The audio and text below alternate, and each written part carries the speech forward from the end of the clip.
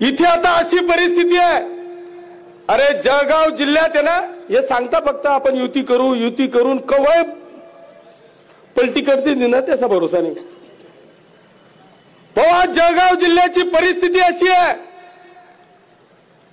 की 11 आमदार पैकी 5 आमदार भाजपचे, 5 आमदार शिवसेनेचे, 1 आमदार राष्ट्रवादीचे।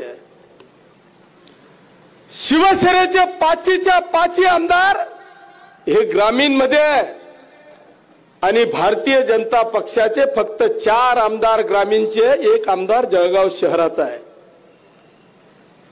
जर आपण ठरवलं ना 5 आमदारांनी फक्त ठोकादंड च्या मायला,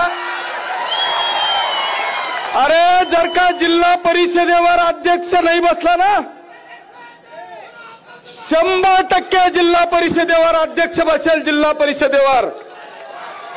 हे काय सांगता?